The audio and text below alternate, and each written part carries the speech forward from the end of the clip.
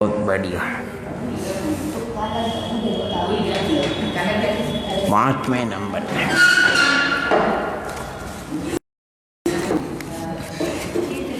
अभी कर्मकांड में जो कर्मों की उत्तर प्रकृति, उनमें आचार्य भगवंत जो सामान्य है उनका ज़्यादा उल्लेख न करके जिनमें कुछ थोड़ी सी बताना विशेष। तो अभी जैसे ज्ञानवर्ण की 5 प्रकृति, कुछ ने विशेषता सामान्य मति ज्ञान को आवरण करने वाली। दर्शनावर्ण की 9 प्रकृति, उसमें 5 निद्राओं का उल्लेख किया, उनका परिचय।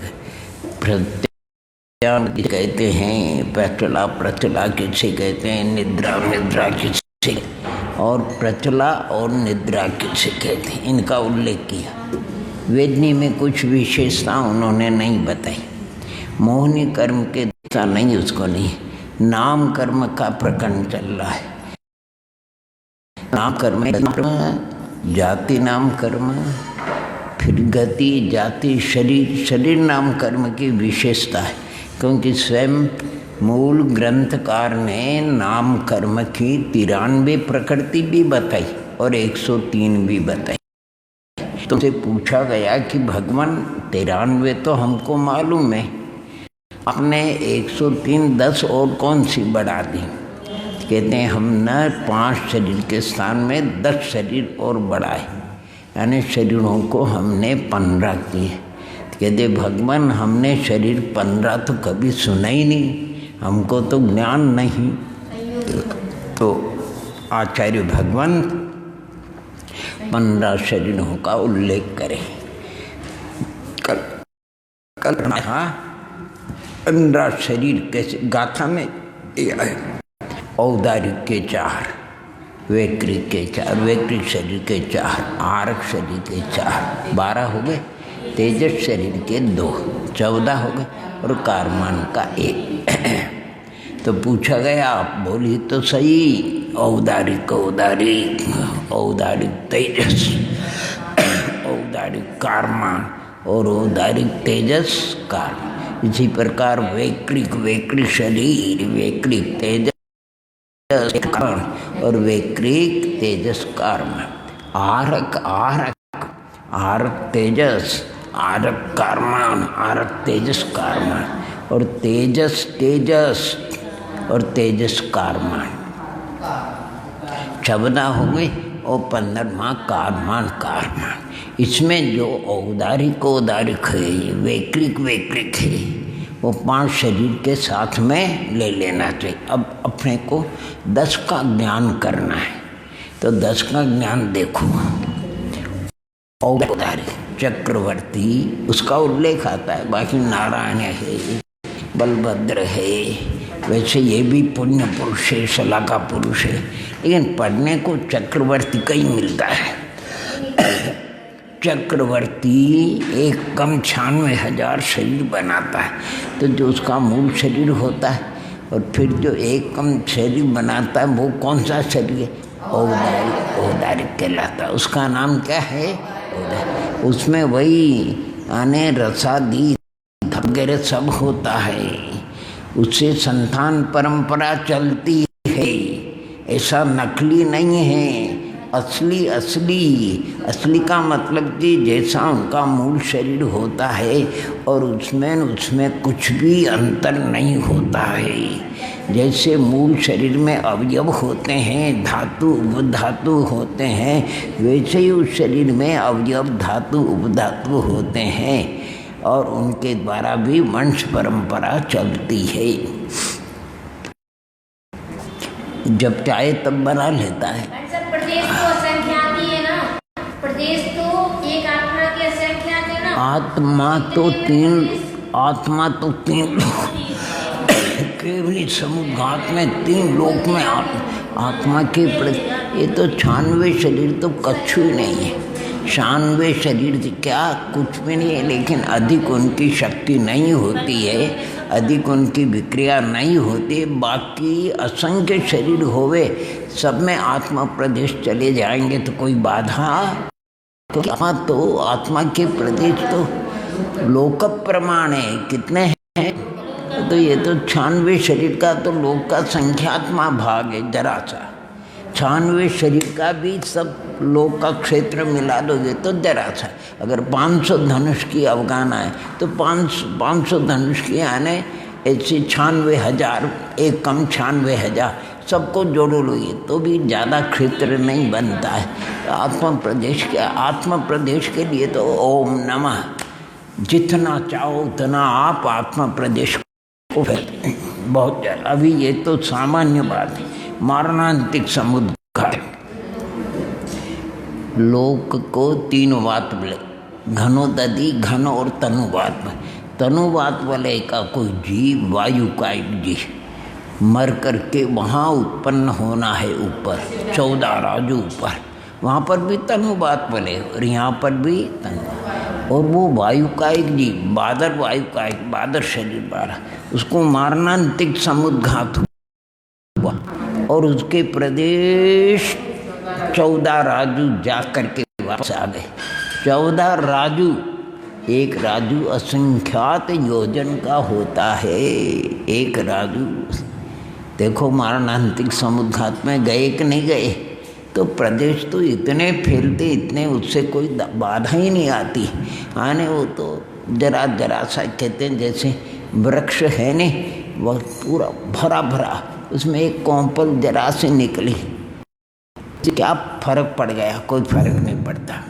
ऐसे एक 98,000 शरीर कुछ नहीं। चलिए, इसका नाम है औदारिक। औदारिक तेजस का अर्थ क्या है?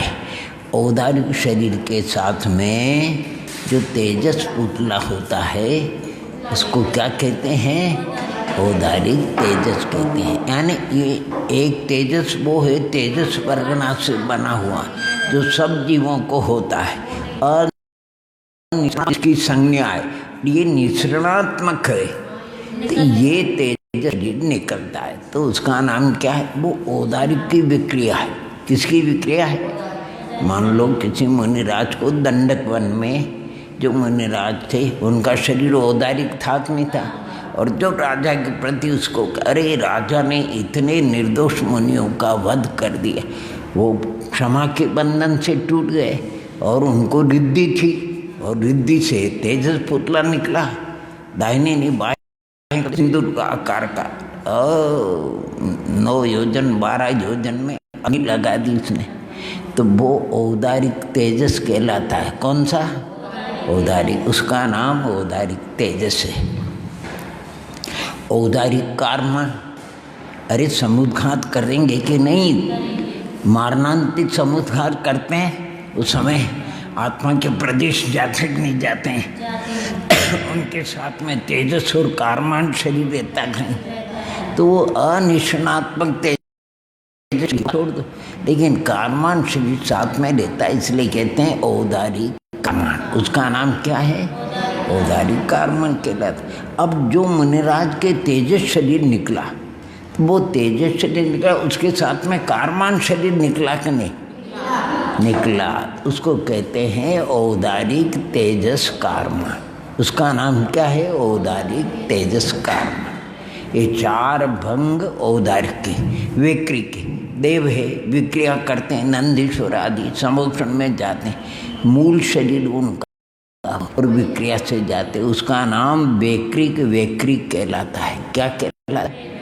और किसी देव को कोई कारणवश गुस्सा आ जाए या कोई किसी के सुख के लिए, तो वो कहते हैं उस वैक्रिक शरीर से एक पुतला निकलता है, वो उनका ये रिद्धि का पुतला, और उनके यहाँ अणिमा महिमा आदि जो होती नहीं उससे उनको निकला तो वो पुतला निकला, उसका नाम है वैक्रिक तेजस। क्या नाम है?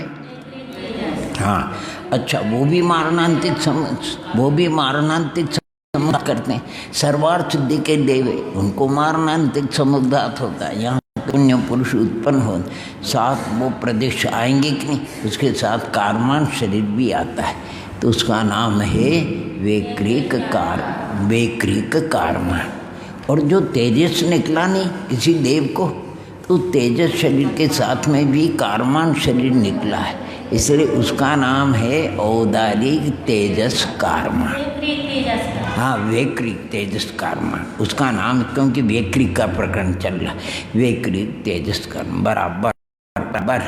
हाँ जी, इसके साथ ही रहते हैं ना, तेजस कर्म हमेशा साथ ही रहते हैं, रहता है, लेकिन वो शरीर तो अलग बना कि नहीं बना, अलग बना तो उसके साथ में वो कार्मान शरीर भी बना है, इसलिए उसका अलग दिया।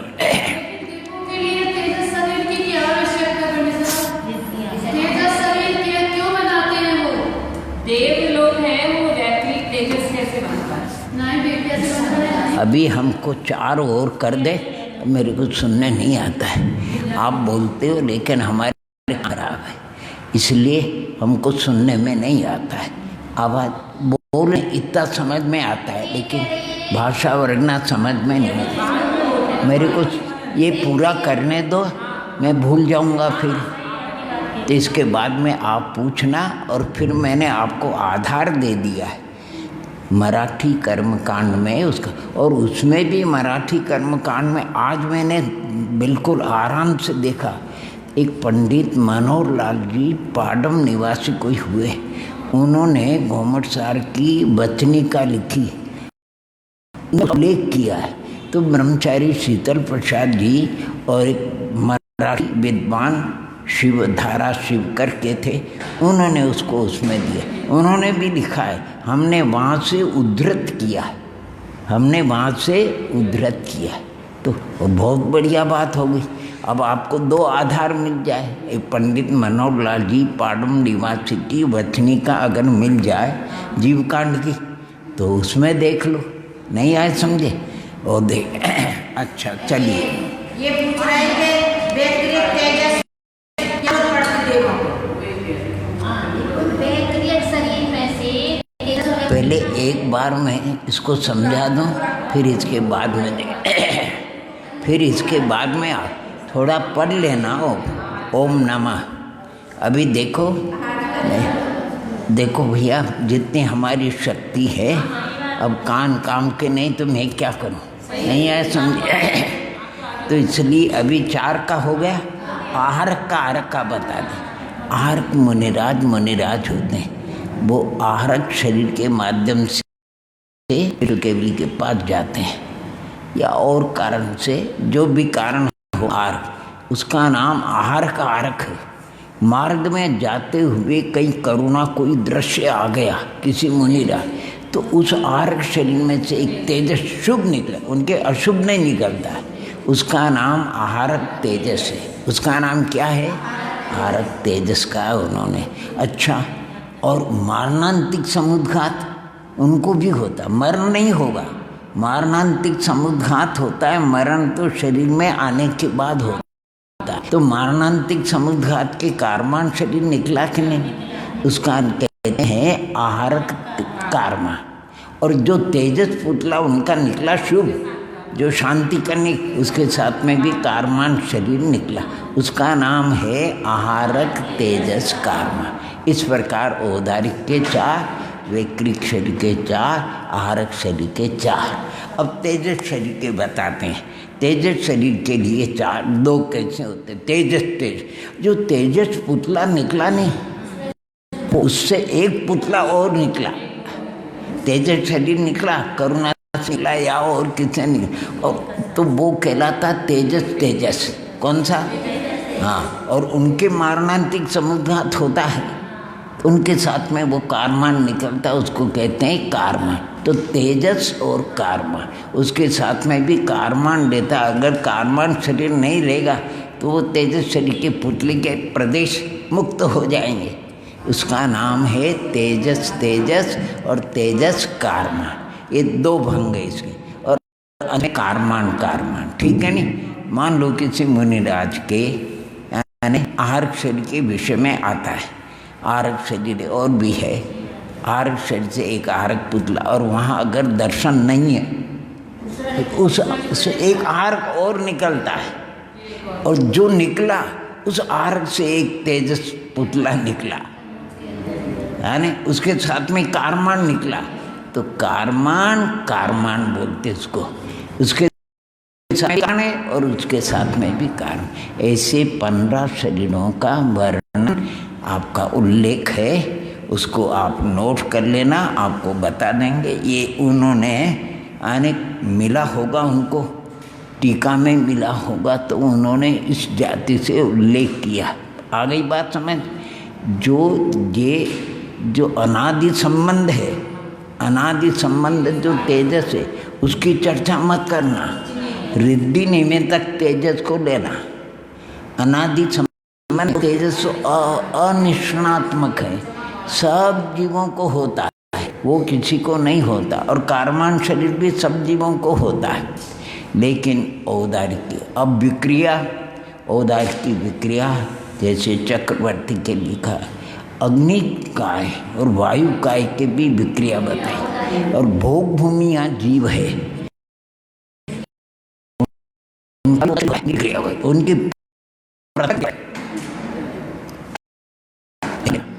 अच्छा वैक्रिक विक्रिया, अग्नि की विक्रिया के और नारकियों के अप्रकृति और देवों के होती वैक्रिक शरीर का भी आपको छठे गुण स्थान भक्ति मुनिराज की, और एक नहीं, जैसे एंटीना से एंटीना ऐसे निकल, और फिर वो शरीर मान लो 10 शरीर, वो उसमें जाएगा, वो उसमें जाएगा, वो उसमें जाएगा, वो आकर के मूल शरीर में जाए।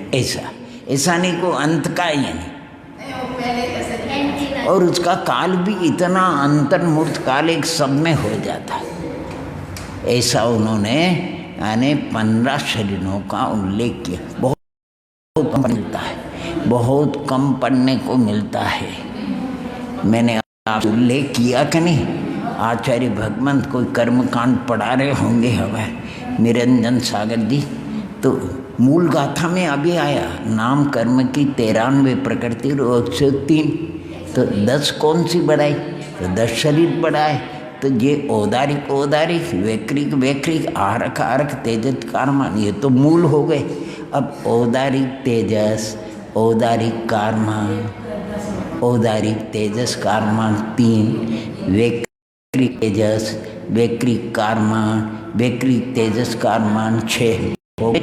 आहारक तेजस, आहारक कारमान, आहारक तेजस कारमान 9 हो गए कि नहीं, और कारमान, ऐसे 10 और बढ़ा लेना। कितने बढ़ा लेना, 5 वो हो गए मूल और 10 ये बढ़ा लेना। इस प्रकार 15 शरीर। अब नाम कर्म की सुनो, ये 103 हो गई। अपन मूल कितने शरीर 5 ही रखो, 10 मत करो। लेकिन आचार्य ने लिखा है तो उसको बताना तो पड़ेगा नहीं, तो उन्होंने वर्ण भी रूप ही होते हैं 5, तो 93 में 20 मिलाओगे तो कितने हो गए, 113 हो जाएगी।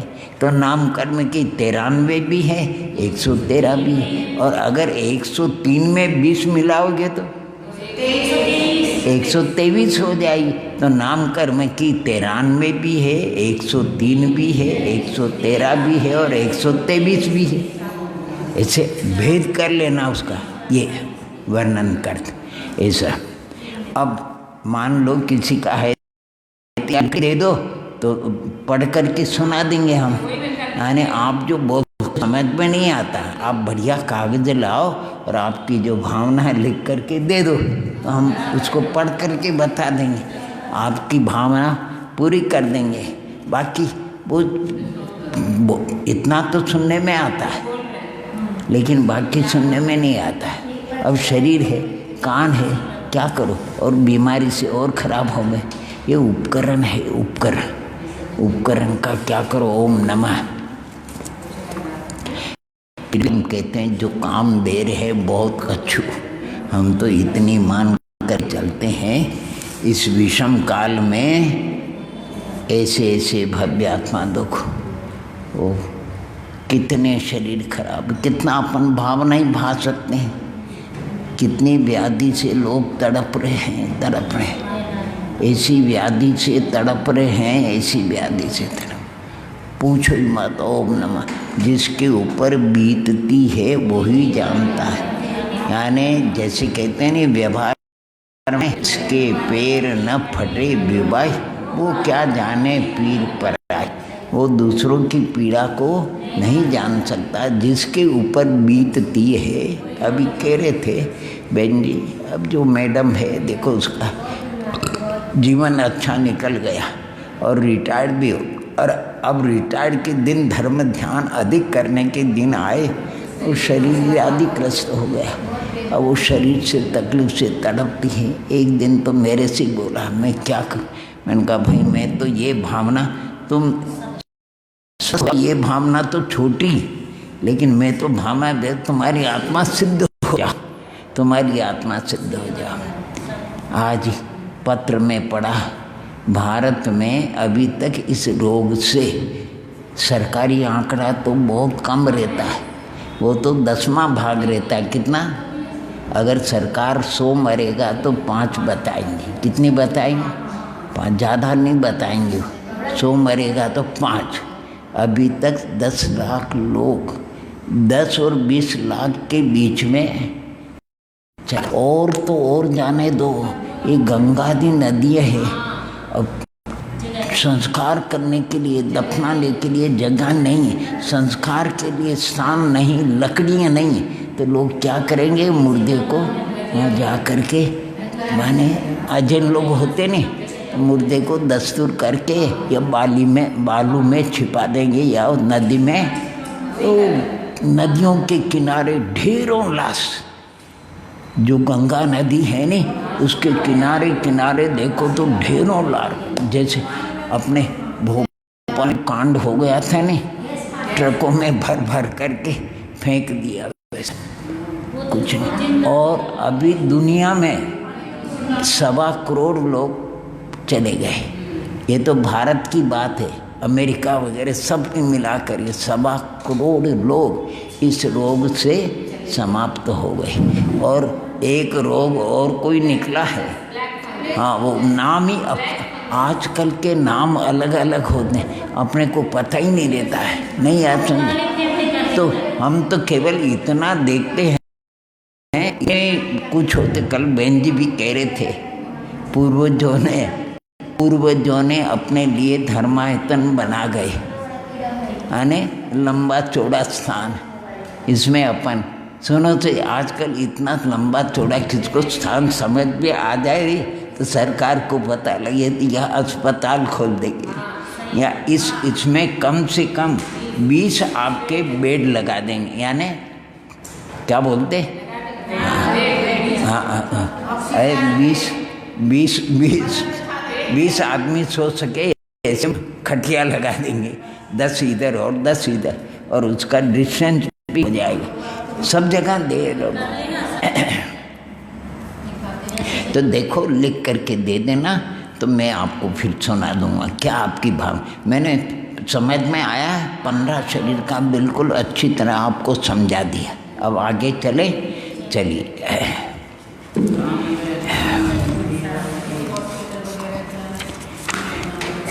कम पढ़ने को मिलता है, ऐसा कभी कभी हो जाता है।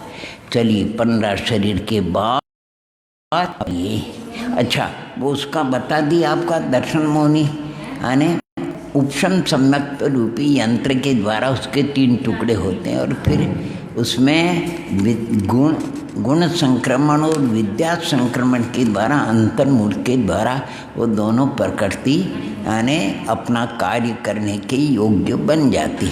और जब औपचारिक सम्यक्त्व का काल समाप्त होता नहीं, तब जा करके उनमें से कोई उदय आता, चाहे मिथ्यात्व का उदय आए, चाहे सम्यक मिथ्यात्व का आए, चाहे सम्यक प्रकृति का। अगर मिथ्या का उदय आता तो प्रथम, और सम्यक मिथ्यात्व का आएगा तो सम्यक प्रकृति का आएगा तो।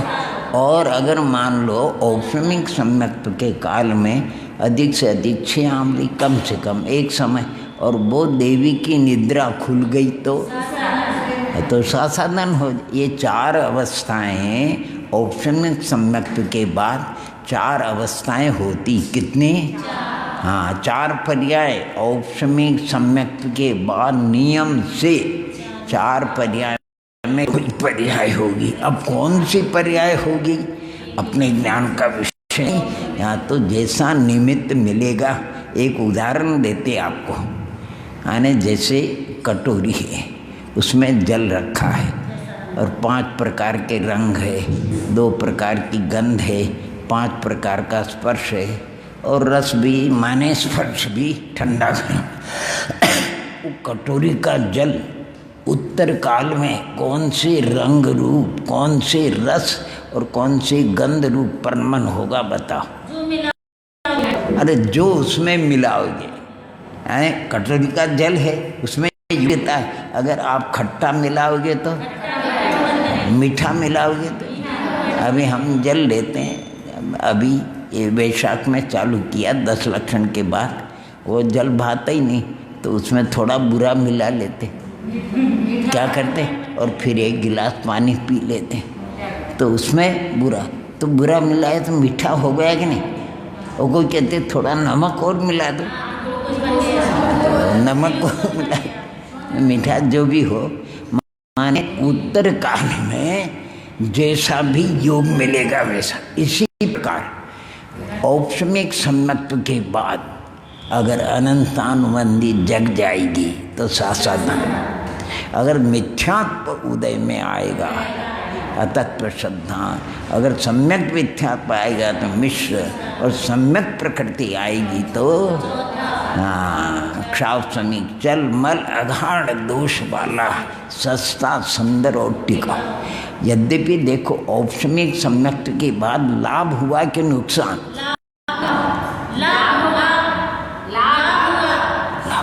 औपसमिक सम्यक के बाद नुकसान हुआ। औपसमिक सम्यक दर्शन जितना निर्मल है नहीं, वो निर्मलता नहीं रहती, और मिथ्यात्व आता है तो हम कहते हैं 100% हानि हो गई। कितने? अरे जो सम्यक तो हुआ तो मिथ्यात्व में यानी पूरा का पूरा साफ हो गया। अगर वो अनंतानुबंधी आई तो 75% नुकसान हो गया, और अगर सम्यक मिथ्यात्व का उदय आया तो माने 25% का नुकसान है। प्रकृति आई तो सिर्फ 5% का नुकसान। नुकसान तो है, जो 100% की निर्मलता थी वो निर्मलता तो नहीं रही, तो सम्यक प्रकृति के उदय आने पर मलिनता यानी वो कितनी है? 5% नुकसान हुआ, लेकिन सम्यक से नहीं गिरा, चौथे गुणस्थान से नहीं गिरा, निर्मलता उसमें कम आ गई। और जो अगर सम्यक मिथ्या तो तीसरा, फिर दूसरा और पहला, फर्क पड़ा कि नहीं पड़ा? इसलिए ध्यान रखना, अर्थात जो सम्यक के बाद उतनी निर्मलता नहीं रहती है, उसमें कमी आती है। जैसे पहले अप्रमत्त दशा में जाता है और फिर तो जब अप्रमत्त दशा में जाता तो वो निर्मलता और प्रमत्त में आया तो कमी हुई कि नहीं? ऐसा नहीं, वृद्धि नहीं कहेंगे, उस समय कमी हुई है, क्योंकि जितनी विशुद्धि उसको थी उसमें थोड़ा माइनस हो गया। अगर 1% भी हो तो माइनस तो होगा कि नहीं होगा? तो अप्रमत्त दशा में जाने की जो निर्मल विशुद्धि है उसमें माइनस होने पर प्रमत्त दशा आती है। अब मान लो कोई उपशम श्रेणी चढ़ा है, चढ़ते समय जो विशुद्धि सातिशय अप्रमा अपूर्वन अनिवृत्तिकरण सूक्ष्म शाम उपशांत भाव, अब वो उपशांत भाव से मरण नहीं, काल क्षय से 10वें में आएगा तो वो निर्मलता रहेगी कि गई? जैसे यहाँ क्षावसमिक सम्यक तो है, वैसे ही वहाँ औपसमिक चारित्र के बाद सूक्ष्म सांप्राय है। यानी सूक्ष्म सांप्राय और औपसमिक चारित्र दोनों की निर्मलता में अंतर है। अगर औपसमिक चारित्र 100% निर्मल है तो सूक्ष्म सांप्राय 95%। कितना? उसमें 5% की कम। और फिर अगर वो अनिवृत्तिकरण में आ गया तो और कमी हुई, अगर वो अपूर्वकरण में आ गया तो और कमी हुई, अगर वो सातिशय अप्रमत्त में आ गया तो और कमी हो गई, और 6ठे में आ गया तो, और 5वें में आ गया तो, और 4थे में आ गया तो, और 4थे से फिर देह पर्याय में कोई उत्पन्न तो ये कमी होती। तो औपसमिक सम्यक्त्व का टिप्पणी दिया, 5 शरीर की बात हो गई। अब आगे अपन चलेंगे, अर्थात 5 बंधन 5 संगात, ठीक है। और फिर इसके आगे क्या ही बंधन संगत, 6 संस्थान में इन्होंने कोई ज़्यादा माने विशेषता नहीं, संस्थान कोई भी होगा चलेगा, नहीं आए समझे। 29वीं गाथा सेठ साहब की सभा में, सेठ सभा में कई विद्वान रहते थे, जो विद्वान शास्त्र बाँचते थे उनका शरीर दुबला पतला, यानी सुबह के समय में 1.5 घंटा बाँचते थे। पंडित बंशीधर जी, न्याय अलंकार, मेहरोनी वाले, कुछ इतना बढ़िया संस्कृत, और राज वार्तिक हो कि कोई वार्तिक हो, कभी वो निशान ही नहीं लगाते थे।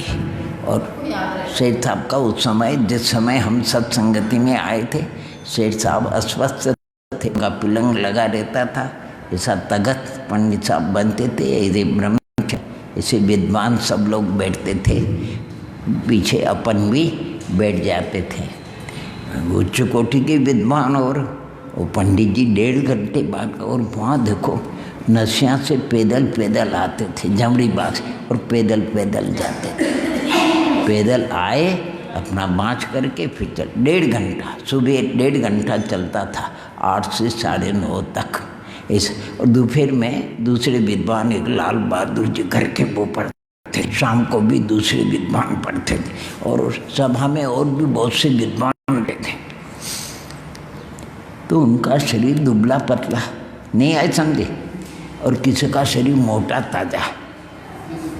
इसलिए एक कहावत है लौकिक में, भैंस बड़ी है कि बुद्धि, भैंस बड़ी है कि बुद्धि। भैंस का शरीर कैसा होता है, डिल्लो, भैंस बड़ी है, लेकिन बुद्धि भैंस से भी बड़ी है शरीर से। तो संस्थान तो शरीर के आकार का नाम है, शरीर का पतला भी होवे, ज्ञान अच्छा होवे, शरीर रष्टपुष्ट भी होवे, और ज्ञान ओम नमः भी होवे। ज्ञान का और शरीर का कोई संबंध नहीं। अब आचार्य श्री का, आचार्य श्री के संग में उनकी हाइट से ऊंचे वाले भी साधु होंगे, और कोई ऐसे होंगे, एक महासागर, महासागर आने शरीर तो बड़ा भी है, ऊंचा भी है, लेकिन ज्ञान में फर्क पड़। इसलिए शरीर का ध्यान रखना, शरीर से आत्मा के कुछ लेना देना नहीं, शरीर का आकार कैसा भी हो, लेकिन आत्मा उसमें रहती है। इसलिए हुंडक संस्थान, और हुंडक संस्थान वाले भी शनि चढ़ करके कैवल्य को प्राप्त, यानी हुंडक संस्थान भी कैवल्य की उत्पत्ति में बाधक नहीं, हुंडक संस्थान भी बाधक है। हुंडक यानी उसके तारतम्यता कई भेद होते हैं। तो अब अपन चलेंगे शरीर के अंगों पर, बताए 8 अंग होते हैं और बाकी उपांग होते हैं। अब 6 सैनन की चर्चा, यानी मोक्ष मार्ग में नाम कर्म की अनेक प्रकृति हैं, ये सैनन बड़े कमाल की है। सैनन माने हाँ, यानी हड्डियों को कहते हैं। हड्डियाँ कमज़ोर भी होती है, हड्डियाँ मजबूत भी होती। अभी अब पुराना शरीर हो गया, जरा सा कुछ लग जाए तो बेकार हो गया, होती कि नहीं। अब बच्चे की हड्डियाँ इतनी कोमल होती कि 10 बार भी कोई फर्क नहीं पड़ता है। और बड़े अगर एक बार भी जाए तो ओम नमः अस्पताल जाना पड़ता है। बहुत ये सुनो, अपन सुनते थे कि भैया ये 3 जो बोलते हैं, जन्म जरा मृत्यु जन्म को थोड़ा समझते कि भाई माता के गर्भ में 9 महीने, लेकिन समझ नहीं होती क्या दुख होता है क्या नहीं होता, वो अविद्यापूर्वक है। भोगा तो है इस जीव में, और मृत्यु का दुख दिखता है, मृत्यु का दुख दिखता कि नहीं। तो लोगों की, जैसे अपने पूर्वजों की, बड़े माता पिता की, सब भी देखिए, वृद्धावस्था भी एक बहुत बड़ी बीमारी है। 18 दोष में वृद्धावस्था भी एक दोष है। किसको? और तो और जाने दो, वृद्धावस्था में अगर बीमारी 2-4 महीने 6 महीने की हो जाए, कोई कितना भी प्रिय हो तो उसके लिए भी ये बुंदेलखंड की कहावत है, न होत है न स्वस्थ होते, नहीं है, न तो स्वस्थ होते हैं न कछु होत है। कछु होत का मतलब ओम नमः, अर्थात परलोक भी नहीं जाते हैं और स्वस्थ भी नहीं होते। बहुत अरे ओम तो ओम, एक सज्जन का शरीर छूट गया माने कुछ नहीं है, डेड बॉडी ले जाओ। उनसे कहा आपको 10-20 हज़ार रुपये और देंगे। हमारे ने कितना, तो 3 दिन हम आपके यहाँ से घर पे नहीं ले जाएंगे, 3 दिन नहीं है, समझे। आपको जो लेना हो तो फिर लगा दिया वो को वेंटिलेटर चल रही। मृतक डेढ़ शरीर, आत्मा निकल गया, शरीर मुर्दा है। बोला कि अभी त्योहार का दिन है, अभी नहीं ले जाएंगे, 3 दिन के लिए जो आपका टैक्स होता है ले लेना। तो फिर लगा दिया उन्होंने। अस्पताल वालों को क्या तकलीफ है, अरे 3 दिन चल रही, उनको तो 20-30-50 हज़ार रुपये मिल जाएंगे। ओम नमः, यानी बहुत मुश्किल है। वृद्धावस्था में माला फेरते लोग, ओम नमः ओम नमः ओम नमः, माला फेरते हैं, ओम नमः चले जाए तो। अरे हमने प्रत्यक्ष देखा, 1.5 साल का पोता यानी बेटे का बेटा भी, बेटी का बेटा, माँ अस्वस्थ, कब खाली के निमित्त से माने। खैर हम तो बहन जी थे, अलग ही बना के, हमारी माँ की बहन थी, वो सेवा करती थी, बहुत बढ़िया करी उसने। बोले कि मेरे तो माँ की बराबर है। उन्होंने आँख से उनके पेट में मल तो अंगुली डाल करके मल को निकाला, बहुत अच्छा लगा। तो वो बोले मैंने इनके आज ऐसा किया। तब उनको देखा, उनकी रौनक भी बढ़ गई।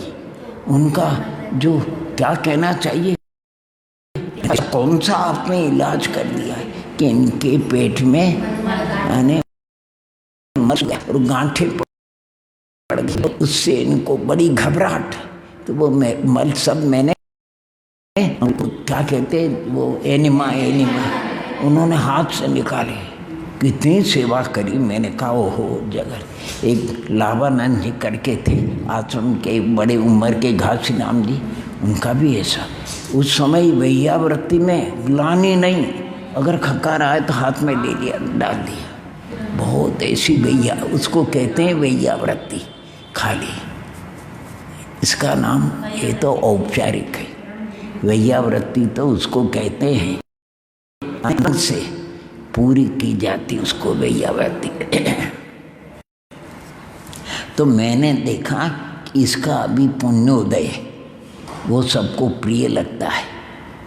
और ये तो कचरा हो गया, ये तो कचरा, तो कचरे को रखते को फेंकते, और अच्छी चीज़ को अभी किसी के घर में देखो, छोटा बच्चा हो, 6 महीने का, साल भर का हो, वो सबको प्रिय लगेगा। और 80 वर्ष का अगर कोई बड़ी उम्र का हो तो दोनों में अगर वो बड़ा चला जाना था, उसका दुख होगा, उसका दुख नहीं होगा। होता कि नहीं होता। तो ये वृद्धावस्था है। वस्तुतः देखा जाए तो 18 दोषों में एक दोष है भारी, जिसको तो 6 सहनन की बात चल रही। सहनन नाम हड्डी का है, सहनन नाम किसका है, हाँ वो बताएं। अब भाई ये घड़ी अच्छी कर दो, मेरी समझ में हो गया था। 5 मिनट 10 मिनट कम है। 10 मिनट कम है। ये घड़ी तो बराबर नहीं है, फिर हम भी थक जाते हैं। ध्यान रखो भैया। ओम नमः। चलिए तो आगे कथाते हैं। सेवटेन गम्मयी आदि दो चदुसु कप जुग लोती और तत्तो दु जुगल जुगले और खीलिए नारायण दोती। बोलिए।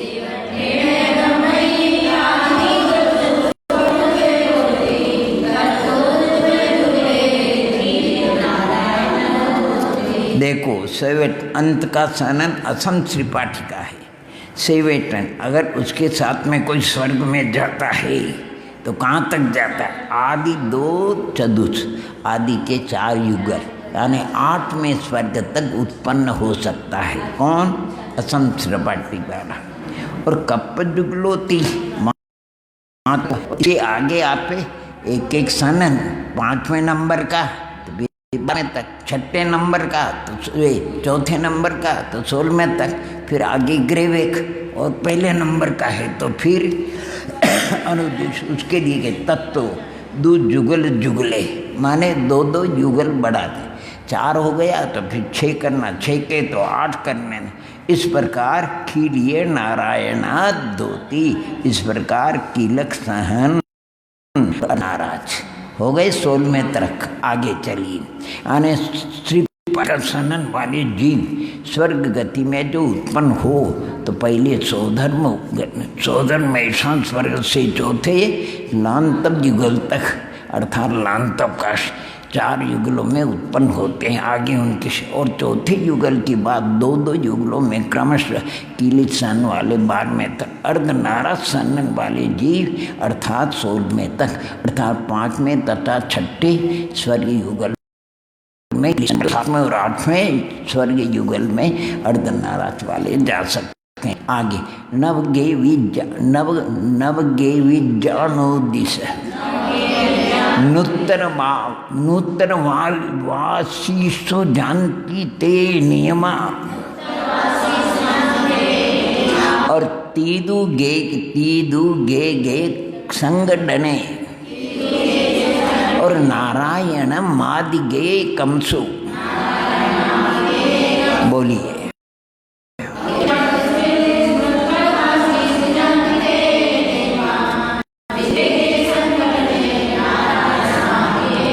देखो, नवगेवज प्रंत अनुदिश और अनुत्तरवासी कौन जाते हैं इसमें? तो कहते 3 ही सन वाले नवग्रवेक तक जाएंगे। आगे नवगेवज के बाद अनुदिश में कौन जाएंगे? तो 2 सनन वाले जाएंगे। और आगे अनुत्तरवासन में कौन जाएंगे? एक माने 1 सनन वाले। ऐसे लगा। और उत्तम सनन वाला पहले स्वर्ग से जाए तो कोई बाधा ही नहीं उसमें, तो बस पहले से लेकर के उसके लिए तो सब छुट्टी। वो तो सर्वार्थ सिद्धि तक जा सकते हैं। अर्थात कहते हैं नाराज आदि 3 सनन से, अर्थात नाराज, वज्र नाराज और वज्र वृषभ नाराज, ये 3 सननों के उदय से जीव नवग्रवेक में और वज्र नाराज और वज्र वृषभ नाराज ये 2 सनन वाले नव अनुदिश विमान तथा वज्र वृषभ नाराज सनन वाले 5 अनुत्तर विमानों में उत्पन्न होते हैं। इस प्रकार लेने वाले की मर्यादा सनन बता दी। अब आपका हमारा सनन उत्तम सनन तो है नहीं 3 हीन है। उसमें भी हमको कीलक सैन दिखाई देता। कौन सा? और कीलक सैनन तो कीलक है, 12वें स्वर्ग तक उत्पन्न हो सकते, लेकिन तदनुकूल परिणाम नहीं है। तो इसलिए कीलक सैन्य वाला यानी असम का वाला 8वें तक जाता है। कीलक वाला पहले दूसरे स्वर्ग में उत्पन्न नहीं हो सकता है, कोई बाधा ही नहीं, उसका पहले स्वर्ग में उत्पन्न हो जाएगा।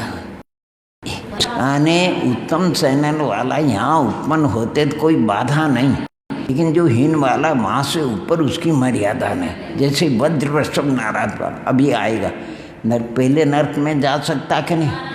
तो सप्तम में जा सकता, कोई बाधा ही नहीं, क्योंकि वो तो सप्तम तक जाता है वो गाड़ी। अगर 100 मील की रफ्तार की गाड़ी उसको आप धीरे धीरे चलाओ, 1 मील चलाओ, 2 मील, 10 मील चलाओ, चलेगी वो, कोई बाधा नहीं आती। अच्छा, सन्नी देखो आगे कहते हैं सन्नी संहंडनो और वज्जति मेघम तदो परम चावी और सेवट्टादि रही दो और पण पण चतुरेग संहंडनो। बोलिए। हाँ जी।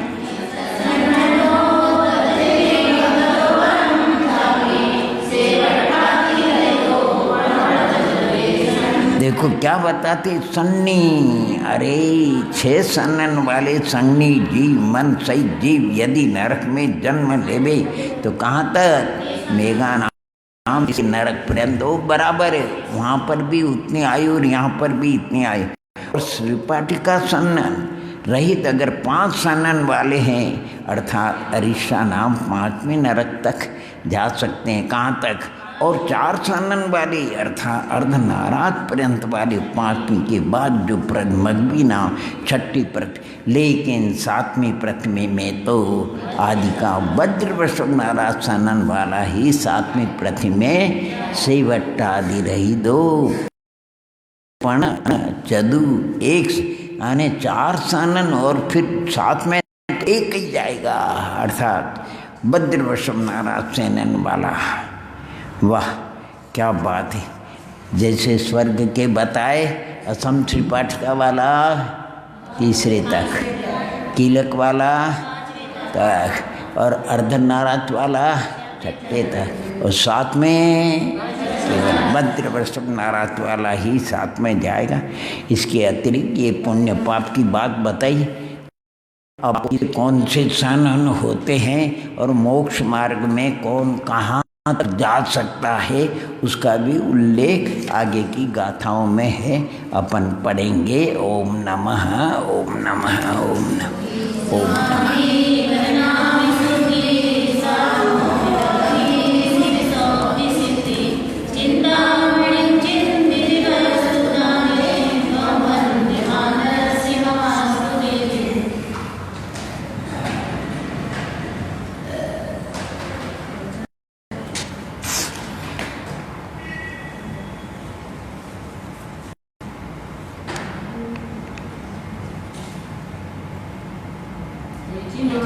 हे जिनवानी तोरी प्रसाद मरण समय नहीं होए विषाद पंच परम पद्धि।